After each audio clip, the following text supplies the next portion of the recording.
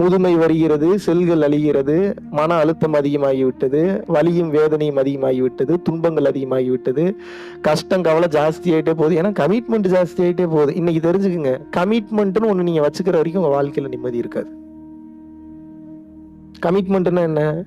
கமிட்மெண்ட்டுக்கு நீங்க ஏகப்பட்ட அர்த்தம் சொல்றாங்க. நீங்க தெளிவா தெரியும் எந்த கமிட்மெண்ட்னு தெரியாம மாட்டிக்காதீங்க. கமிட்மெண்ட்னா என்ன அப்படின்னா, உங்களுடைய தேவைகளை நீ அதிகமாகிட்டே போற வரைக்கும் உங்களுக்கு நிம்மதி கிடைக்காதுங்க. இன்னைக்கு புரிஞ்சுக்குங்க. தேவை அதிகமாக்குனீங்கன்னா அதிக பொருள் வேணும். அதிக பொருள் வேணும்னா அதிக நபர்களை உள்ளிழுக்கணும். அதிக நபர்கள் மூலியமா தான் அதிக பொருள் கிடைக்கும். தெரியுமா தெரியாதா உங்களுக்கு? இல்லைங்க, ஒரு பெரிய கோடீஸ்வர business menu, Jio company owner Mukesh Ambani இல்ல அனில் அம்பானி வந்து 10,000 கோடி சம்பாதிச்சாருன்னா யாரோட பணம்? யாரோட காசுங்க? மக்களோட காசு. பப்ளிக் லிமிடெடா ஓபன் பண்ணாம, ஷேர் மார்க்கெட் ஹோல்டு பண்ணாம, ஹோல்டிங்ஸ் வைக்காம அவ்வளவு பிசினஸ் பண்ண முடியுமா உங்களால? முடியுமா? அப்ப தேவை அதிகமாகும் போது பொருள் தேவை அதிகமாகும். பொருள் தேவை அதிகமாகும் போது அதிக நேரம் செலவு பண்ணணும். அதிக நேரம் செலவு பண்ணணும்னா அதிக ஸ்ட்ரெஸ் வந்தே தீரும், அதிக டிப்ரெஷன் வரும். ஏன் அப்படின்னா, உங்களுடைய தேவைக்கு நீங்கள் கொடுக்கக்கூடிய சன்மானம் தான் நீங்க சார்ட் அவுட் பண்ணக்கூடிய அந்த ப்ராப்ளம்ஸ். பொருள் தேவை அதிகமாச்சுன்னா நல்லா புரிஞ்சுக்கங்க. முதல்ல உங்களுக்கு அந்த பொருள் தேவையான்றத முதல்ல தெரிஞ்சுக்கங்க. எல்லாருக்கும் எல்லாரும் மாதிரி சூப்பரா வாழணும்னு ஆசை, நான் இல்லைன்னு சொல்லல. ஆனா அதுக்குண்டான முயற்சி எடுக்க தயாரா இருக்கீங்களா? முயற்சி எடுக்கிறது மட்டும் இல்ல, முயற்சின்னு எடுத்தீங்கன்னா தோல்வி ஒரு 1000 தோல்வியாவது நீங்க சந்திக்கணும் உங்க வாழ்க்கையில. அப்பதான் இந்த 1000 பாதையில போகக்கூடாது, தோத்துருவோன்னு தெரியும்.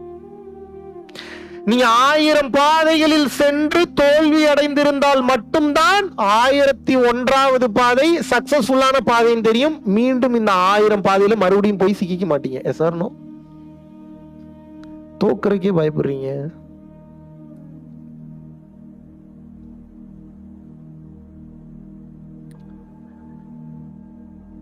உங்களுக்கு என்ன இப்போ ஒரு மைண்ட் செட் இப்போ வந்து உங்களுக்கு மாறிடுச்சு அப்படின்னா, அப்படியே சுகமா அப்படியே ஜாலியா இருந்துட்டு அப்படியே ஜாலியா போயிடணும்னு நினைக்கிறீங்க. அப்படிலாம் முடியாது. நான் சாபம்லாம் விடல, டிசைன் அப்படிதான் பண்ணியிருக்கானு. எப்படி வேணாலும் இருந்துட்டு அப்படியே எப்படி வேணாலும் போயிடலாம்னு எப்படி நீங்க நினைக்கிறீங்க?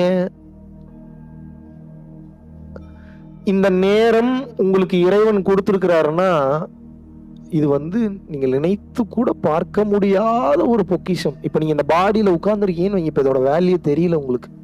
இப்ப இங்க ஒரு 100 பேர் உட்கார்ந்துருக்கீங்கன்னா, பரகாய பிரவேசம்னு ஒரு வித்தை இருக்கு. கூடு விட்டு கூடு பாய்தல். அந்த வித்தைக்கு பேர் என்ன? பரகாய பிரவேசம். ஆகாய பிரவேசம்ன்றது வான்மார்க்கமா போறது. உடல் இல்லாம ஆவியாக, ஆவினா பேய் இல்ல, உடல் இல்லாத ஆன்மாவாக சுத்துவீங்க. கீழே பண்ணீங்கன்னா பரகாய பிரவேசம். அந்த வித்தையில நீங்க என்ன பண்ணலாம்னா, உங்களுடைய உடலில் இருந்து ஒரு பகுதி இருக்கு, ஒரு முக்கியமான ஒரு பகுதி இருக்கு. அந்த பகுதியில நீங்க போக்கஸ் பண்ணீங்கன்னா உங்களுடைய ஆன்மாவை உங்களோட உடம்புல இருந்து தனியா வெளியில பிரிச்சு எடுக்க முடியும். பிரிச்சு எடுத்துட்டீங்கன்னா தொப்புள் கொடியில இருந்து வந்து பாத்தீங்கன்னா ஒரு வெள்ளி கொடி போன்ற ஒரு அமைப்பு வந்து போகுது. இது யாரும் ட்ரை எல்லாம் பண்ணிடக்கூடாது. உயிர் போச்சுன்னா போனதுதான். தப்பு கிப்பா பண்ணீங்கன்னா அப்புறம் ரொம்ப கஷ்டம். சொல்றேன், தெரிஞ்சுக்கணுன்றக்காக சொல்றேன். நான் இப்படி எல்லாம் இருக்கு அப்படின்றக்காக சொல்றேன். அந்த தொப்புள் கொடிக்கும் அந்த ஆன்மா கிட்ட இருக்கக்கூடிய தொப்புள் கொடிக்கும் இந்த பாடியில இருக்கக்கூடிய தொப்புள் கொடினா ஆக்சுவல் தொப்புள் கொடி கிடையாது, சூட்சும ரீதியா இருக்கும். ஒரு வெள்ளி கொடி போன்ற ஒரு அமைப்பு இருக்கும். அது கனெக்ஷன்ல இருக்கிற வரைக்கும் தான் நீங்க எங்க வேணாலும் சுத்திட்டு வர முடியும். கட் ஆயிருச்சுன்னு வச்சுக்கோங்க, நீங்க போனோம். கட் ஆயிடுச்சுன்னா நீங்க யாரு? Dead body. ஒரு முறை நீங்க உங்க பாடியை விட்டு அப்படி வெளியில போயிட்டு வந்தீங்கன்னா தான் தெரியும் எத்தனை பேய் பிசாசு இங்க சுத்திட்டு இருக்கு, அது உங்க பாடியை எடுக்கிறதுக்கு ட்ரை பண்ணிட்டு இருக்குன்னு.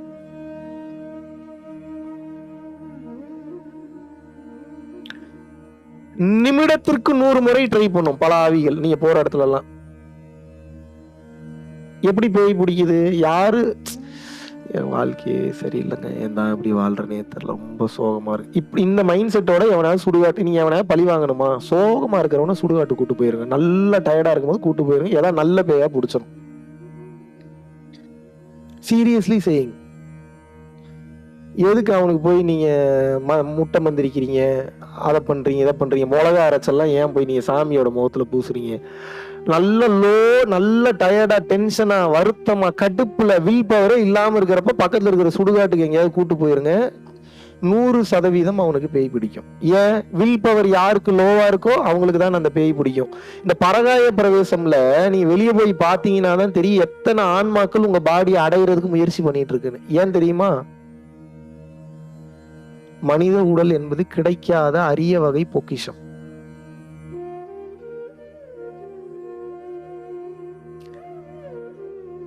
நினைத்து கூட பார்க்க முடியாத அளவிற்கு கிடைப்பதற்கே மிகவும் அரிதான ஒரு பொருள்னா இட்ஸ் ஹியூமன் பாடி.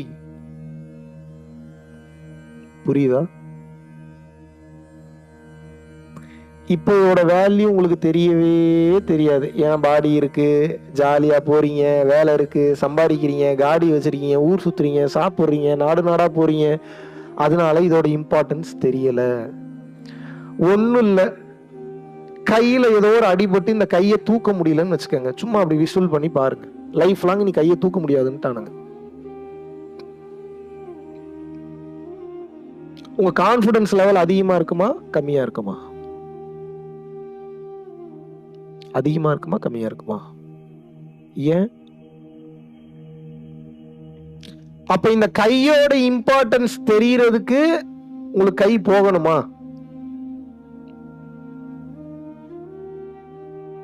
போகணுமா? சரி, இப்ப அடுத்த கேள்வி கேக்குறேன். இந்த உடலோட இம்பார்ட்டன்ஸ் தெரிஞ்சுக்கிறதுக்கு நீங்க சாகணுமா? இவ்வளவுதான் என் கேள்வி.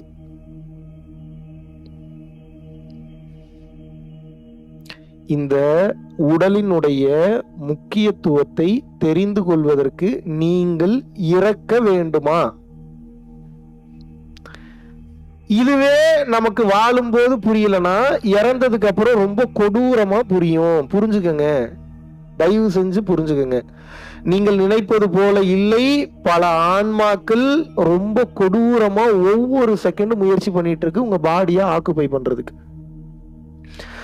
தான தர்மமோ, மெடிடேஷனோ, குலதெய்வத்தின் அருளோ, அல்லது குருமார்கள் வழிபாடோ, இல்ல உயிர் சேவையோ ஏதாவது பண்ணிருக்கீங்கன்னா இது உங்களை ஒன்னும் பண்ணாது. எழுதி தரேன்.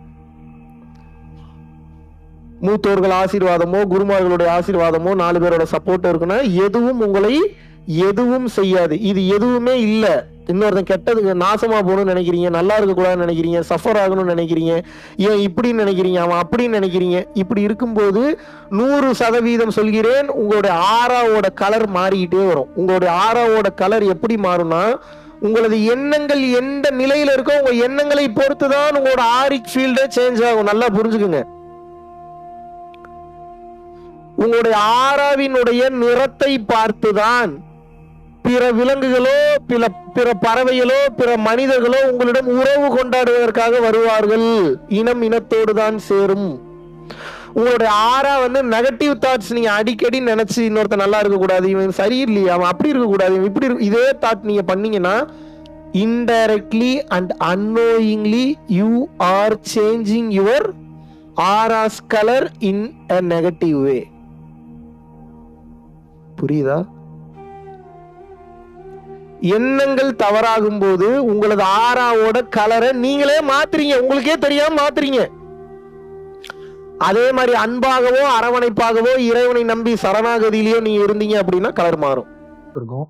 ஸோ கொரோனால இருந்து ஆரம்பிச்சு ஒரு நாள் கூட விடாம பல உயிர்களுக்கு வஸ்திர தானங்களாக இருக்கட்டும், படிக்க முடியாதவங்களுக்கு கல்வித்தொகை கட்ட முடிய விஷயங்களாக இருக்கட்டும், இல்ல ஸ்போர்ட்ஸ் ரீதியா விளையாடக்கூடிய நல்ல மாணவர்களை அனுப்பி வைக்கக்கூடிய விஷயங்களாக இருக்கட்டும், அதை தொடர்ந்து பாத்தீங்கன்னா ரெகுலரா மந்த்லி பேசிஸ்ல ஏழை குழந்தைகளுக்கு குரோசரிஸ் கொடுக்கறதாக இருக்கட்டும், இல்ல அவங்களுக்கு பாத்தீங்கன்னா சேம் அவங்க விருப்பப்படுறவங்களுக்கு வீட்டு துணிமணிகள், வீட்டுக்கு தேவைப்படக்கூடிய மற்ற பொருட்கள் வாங்கி கொடுக்கறதாக இருக்கட்டும், எல்லா உதவிகளும் பாத்தீங்கன்னா உங்களோட உதவினாலதான் போயிட்டு இருக்கு.